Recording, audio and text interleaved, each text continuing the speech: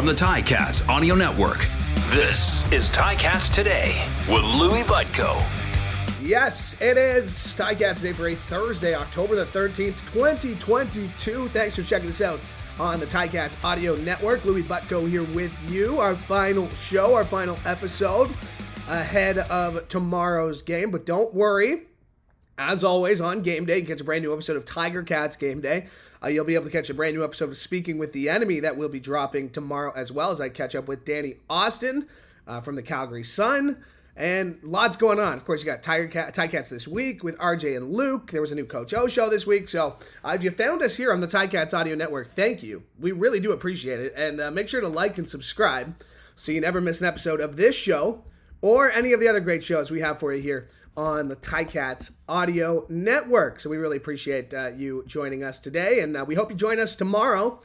Just keep in mind, it is a 9:45 kickoff, which means that we will be on the air at 7:45 tomorrow. So hopefully you'll join us then, and looking forward to Andy and Bubba with the call starting at 8:45, and of course, RJ and Luke have the calls and descriptions starting at 9:45. So yeah, a late one, put on a pot of coffee as we'll be sticking up for this one. Probably an after midnight wrap up, but that's why we appreciate your dedication, and you'll be able to catch it right here on the Ticats Audio Network. Coming up on today's show, I got the depth chart in my hand. We'll run through that in just a second.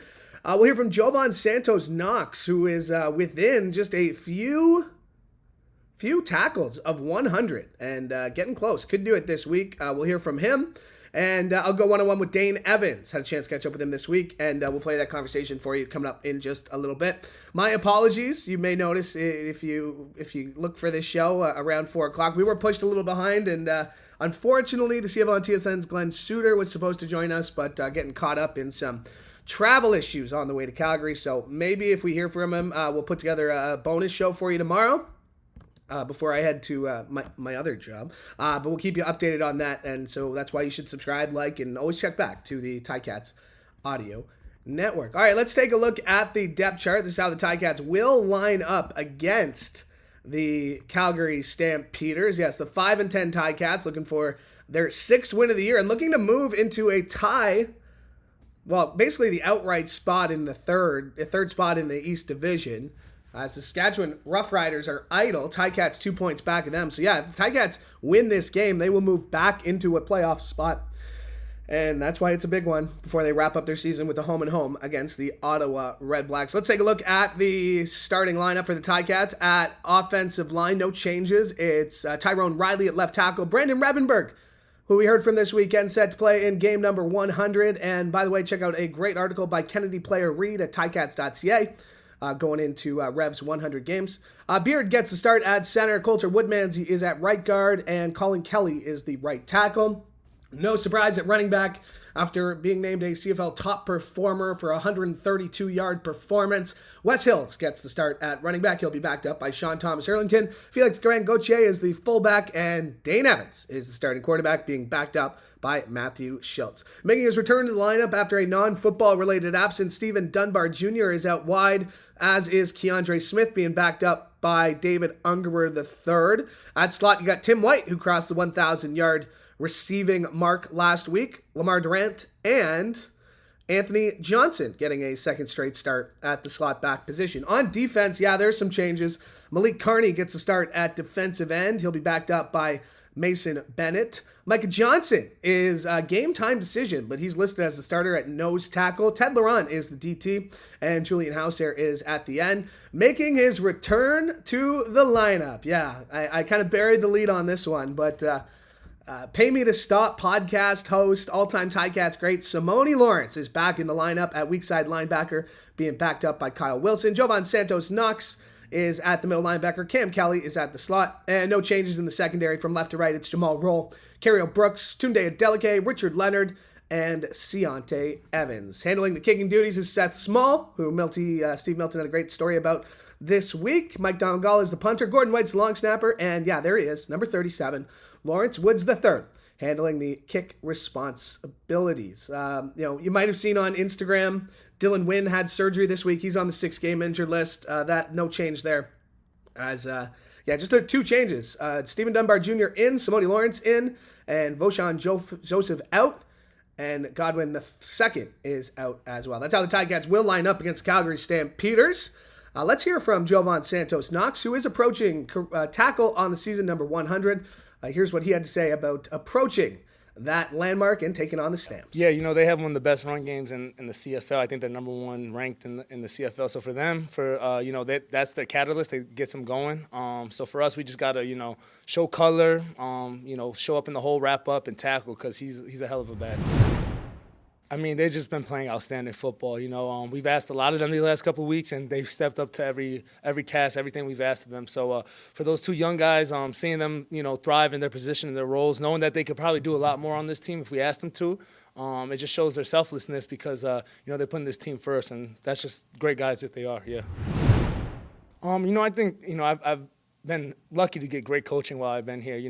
My coach, Robin Ross, is, just, helped me get to the ball a lot faster by seeing keys and seeing different things. So I think it's just more my studying and just, finding my place in this defense and knowing that, I have great players around me. I don't have to do everything, but, when my play's, asked upon me, just to make your play. So that's all it is, really.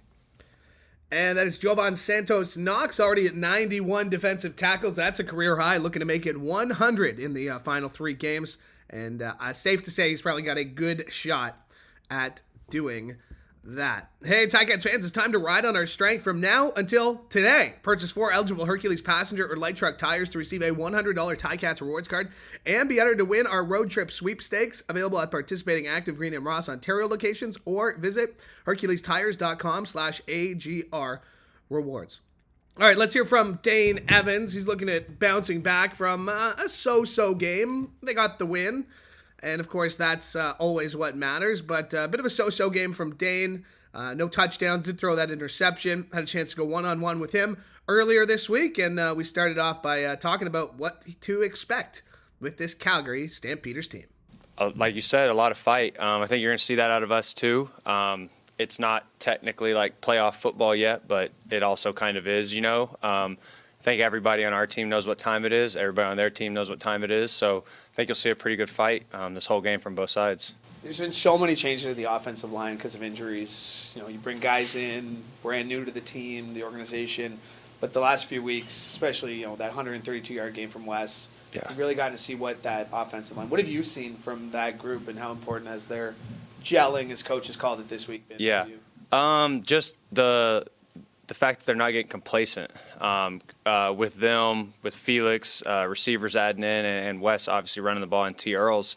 There hasn't been really any complacency like, we just ran for 130 or whatever. I don't think anybody felt that out there this week. I think they're working just as hard. I think the combo that we got going is pretty good right now, and they're playing with a lot of confidence, which they should. And I'm loving it. They're doing a fantastic job. Tim passed the 1,000-yard mark receiving. What's your connection with Tim? How has that grown? You guys had success, when you were in there last year, but this year, what have you seen from him? He's just an exciting player. Like I see him every day, and we run routes all the time, but he's just exciting. His athletic ability is truly world class. I mean, everybody knows about how close he was in the Olympics, and his football IQ is extremely high, and I think it's even gotten higher. And then when you pair those two things with, solid hands and good route running too, I mean, you got a pretty complete football player right there. So super stoked for him that he could go over 1,000. I know he'd be the first to tell you he's all about the W, which like everybody here is. But I think he's a special player, man. He really is, and I'm excited to see how much more he can go. How much can you pay attention to what's going on around the rest of the league, like the individual games and what other teams are doing? I mean, obviously you're focused on Calgary and this week, but you also understand what it takes to get into the playoffs. Yeah, and the biggest thing is we just got to keep winning, right? So that kind of makes it a little bit easier to not like worry about who beat who or who lost to who. I pretty much just only see the other games if I happen to catch them on TV or like if we're in the hotel and they're on the night before, right? But I think we're in a good situation because all we got to do is keep winning, and we still control what we want to do. So I think that helps in this situation a little bit. Because last time you were at McMahon Stadium, Do you remember? Yeah. Extra motivation. I love going to Calgary, honestly. I know both times that I've went, we haven't come away with the W, but in the 2019 regular season, that was a really fantastic game on both sides. Came down to the last kick that Roberson got like 50 inches off the ground and blocked it, right?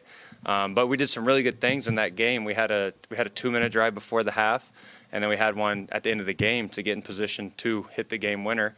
Just got blocked. And then obviously in the Grey Cup, it was one of those games that obviously we're not playing Calgary. We're at Calgary, but one of those games that like when it ended, it was just like, we just thought, but go back and watch it.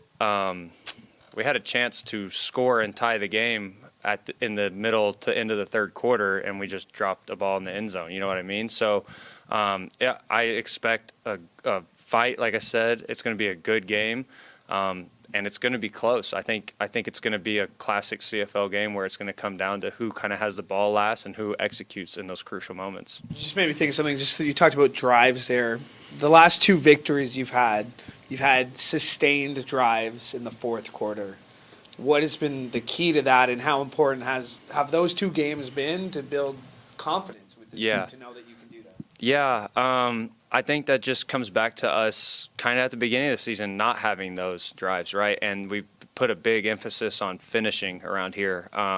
Even the way we've structured practice, we start with a no huddle, kind of like everybody does, but the last 2 months or so, we've been finishing with a no huddle as well. And I think that's kind of correlated over to the game. Obviously, those last couple of drives that we're talking about, one of them was a no huddle situation, one of them was not. But I think that correlates over to like the emphasis we're putting on finishing the ball game, finishing the drive. And that's what we take pride in. And that's Dane Evans, and my thanks to him for spending some time this week to talk to me, and my thanks to you as well, because we could not do the show without your support, so thank you for tuning in. We really do appreciate it, and as always, make sure to subscribe so you never miss an episode of any show on the Ticats Audio Network. Hey, you can win a trip to the Ticats October 29th away game in Ottawa with Journey Rewards. Simply hit ticats.ca/journey-rewards to enter to win 2 tickets on Via Rail, hotel and game tickets, plus a chance at other prizes, including an autographed Ticats jersey or $250 gift card to the Ticats shop. Go on the road with the Ticats to Ottawa with Journey Rewards. Maybe you're making the trip tomorrow. I saw a couple of Ticats fans in Calgary. If you are, enjoy it. Calgary, one of my favorite cities in the country. Should be a lot of fun. And as always, catch the game right here. 8:45 is pregame. 9:45 is kickoff with RJ Broadhead and Luke Costa. Thanks for checking us out today. Before we go, shout out to our boys in Orange and Gray from Forge FC who have their first leg also in Calgary. That's on Saturday. So who are we, Forge FC? Let's bring it home with the win next week at Tim Hortons Field. That'll do it. We are back on Monday. Thanks for checking us out here on the Ticats Audio Network. I'm Louie Butko. Hoping you have a great day. Ticats Today can be heard every weekday, and we would like to hear from you. Email us at gameday@ticats.ca. Have a question or an opinion? We want to hear it. That's gameday@ticats.ca. Subscribe to the Ticats Audio Network on Spotify or wherever you get your podcasts.